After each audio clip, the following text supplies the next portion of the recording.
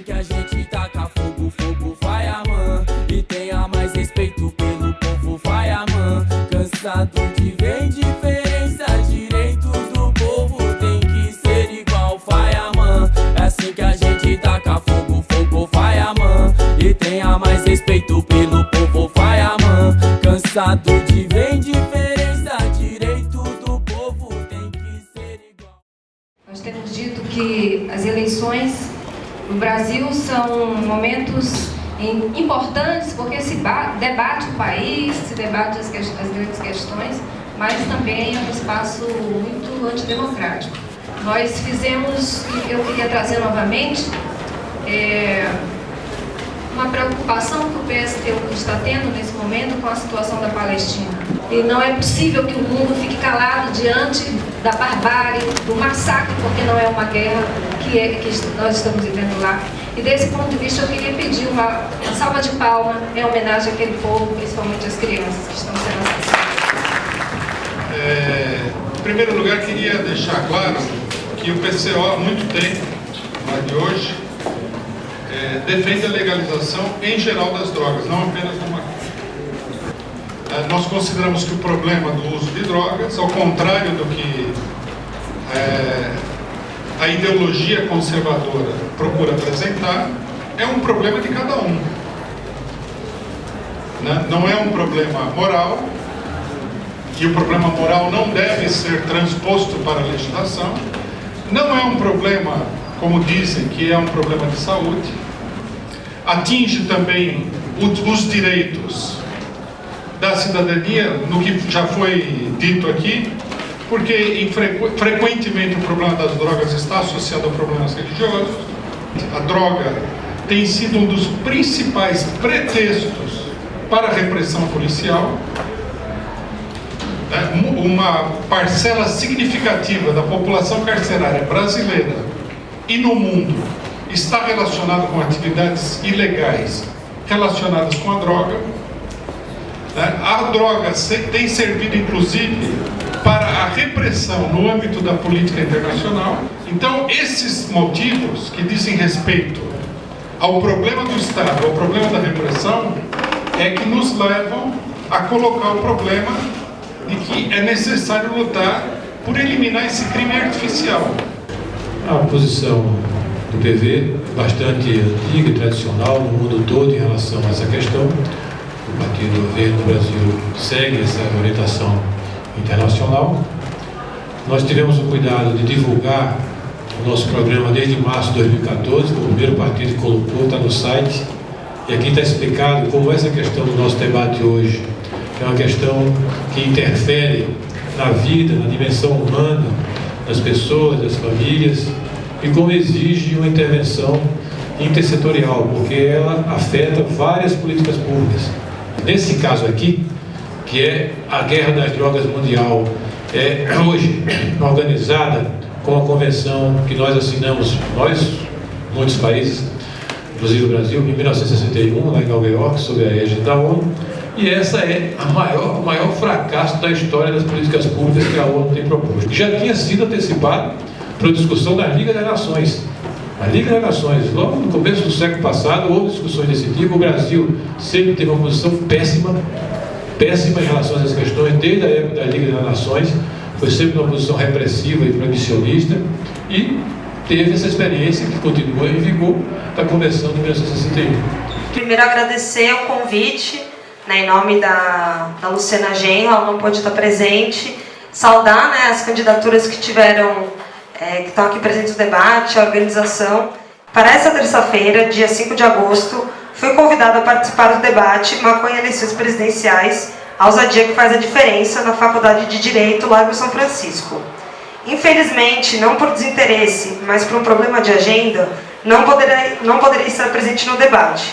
Apesar disso, gostaria aqui de saudar a iniciativa do debate e dizer que desde o começo da minha campanha tenho firmado o compromisso com a descriminalização e com a regulamentação do uso da maconha, um passo necessário diante da fracassada guerra às drogas, que na verdade é uma guerra aos pobres. Os candidatos do sistema, com pequenas diferenças entre si, propõem uma expansão do modelo de repressão. Apesar de não estar presente, carrego a certeza de que esta luta é um passo fundamental para enfrentar a criminalização da juventude e assegurar as liberdades democráticas. É preciso cobrar de cada um dos candidatos uma nova política de drogas para o Brasil. Em relação ao uso medicinal da maconha, o que o senhor ou a senhora, como presidente do Brasil, poderia ou poderá, irá fazer em relação ao uso medicinal da maconha? Nós consideramos da maior importância o tema da legalização da maconha e é que nós defendemos. E, no caso, nós compreendemos que o uso medicinal é de grande importância, está provado cientificamente. O nosso partido entende que é preciso, como eu já falei, legalizar a maconha e, sobre isso, o fato de legalizar implica necessariamente uma atuação estatal. Temos que enfrentar essa questão, avançar na questão das pesquisas e garantir o acesso às pessoas que necessitam. Uma substância que tem tradição de uso na medicina 2000 anos antes de Cristo.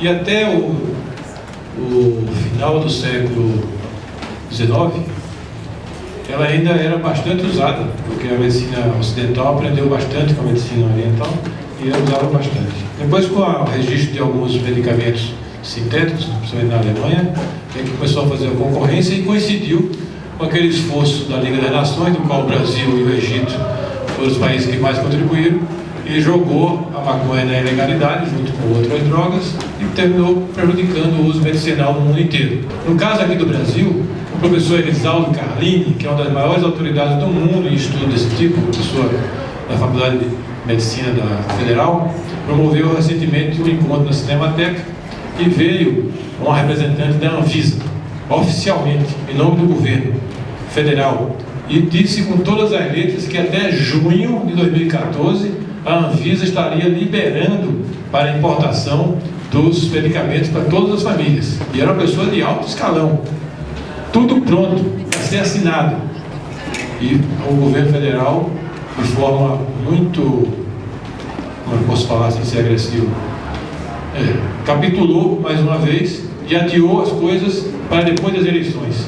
O fato é que a legalização abriria o campo para uma pesquisa real, profunda do problema, feita de maneira mais institucional. Isso revela o caráter obscurantista da proibição das drogas. É uma coisa que corresponde a uma atividade repressiva, a uma atividade moralista, ao estilo do que a gente vê, que aconteceu nos Estados Unidos com a proibição do álcool. E com isso estimula todo tipo de deformação. Cria uma quantidade enorme de criminosos artificiais, impede a pesquisa científica, impede determinado tipo de utilização que poderia ser extremamente benéfica, como é o caso da utilização medicinal e tudo mais. Nós temos que combater o obscurantismo de uma maneira geral.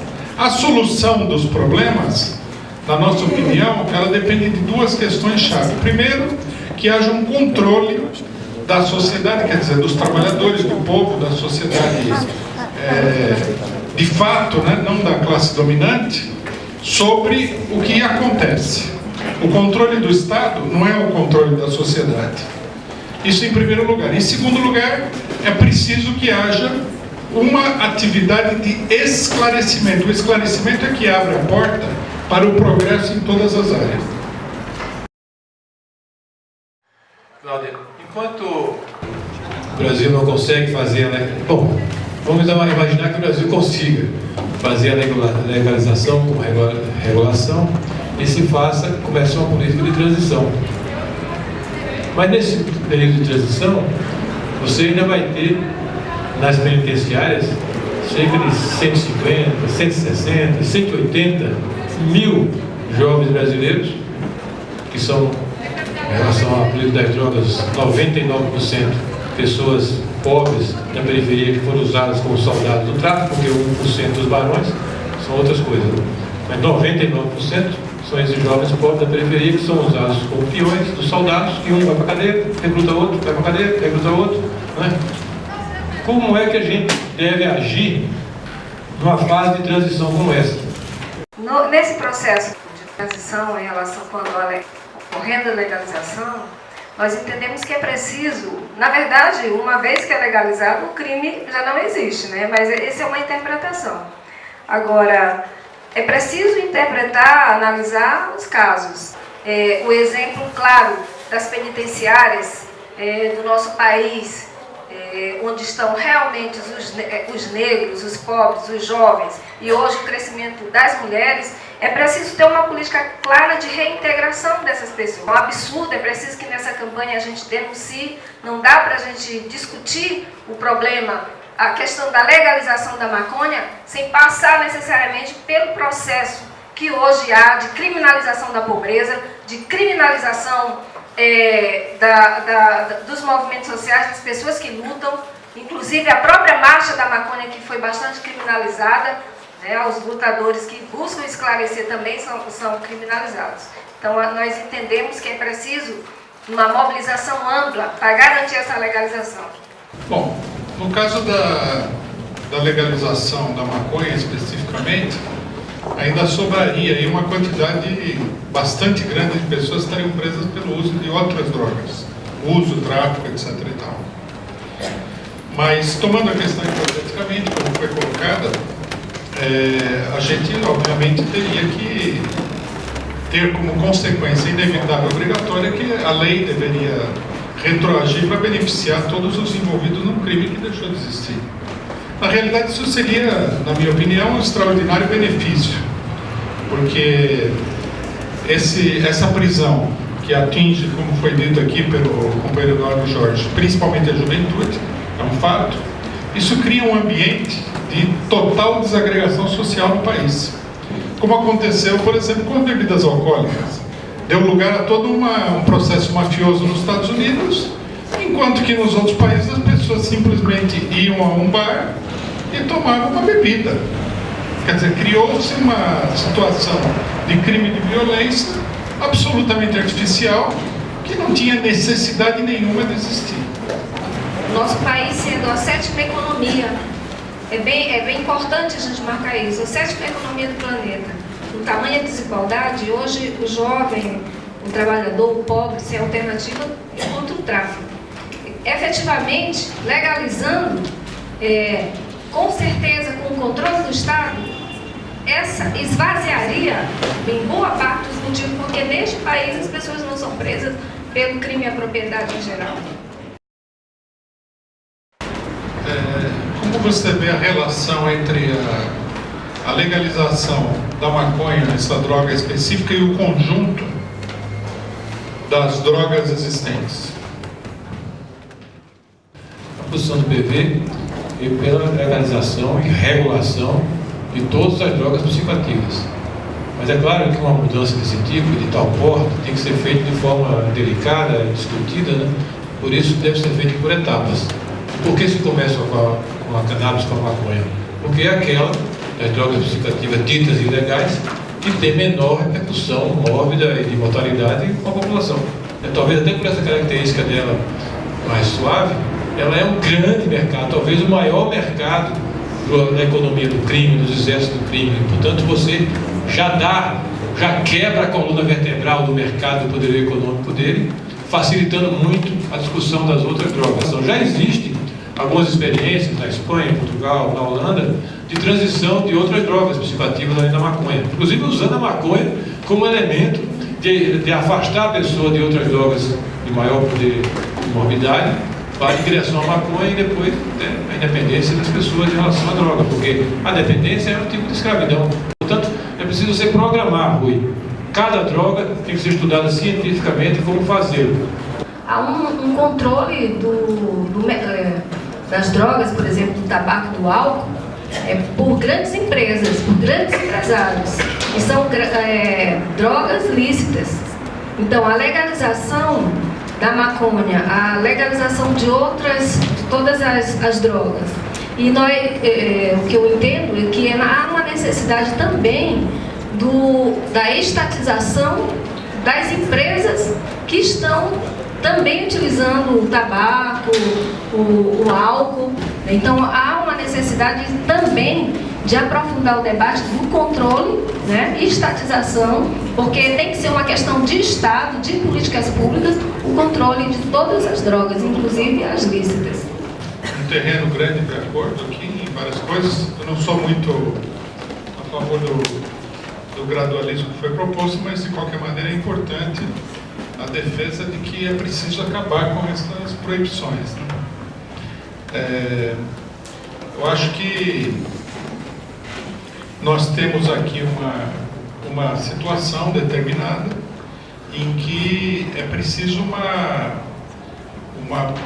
propaganda, uma defesa, um esclarecimento, para usar uma palavra mais adequada, dos malefícios que essas proibições estão causando dentro da sociedade, né? Eu não sou a favor da estatização da cerveja, nem do álcool, nem da cannabis, porque eu quero, inclusive, que as pessoas que possam cultivar em casa ou em cooperativas, como algumas experiências já estão sendo feitas na Europa, possam fazê-lo, né? O que pode acontecer, em relação a algumas drogas muito perigosas, essa sim possa haver uma necessidade de uma estatização para ter um controle mais rigoroso, né? Mas no caso da cannabis, do álcool e do tabaco e outros desse tipo, né, eu acho que o controle tem que ser na qualidade e no esclarecimento. É assim que a gente taca fogo, fogo, vai amã. E tenha mais respeito pelo povo, vai amã. Cansado de ver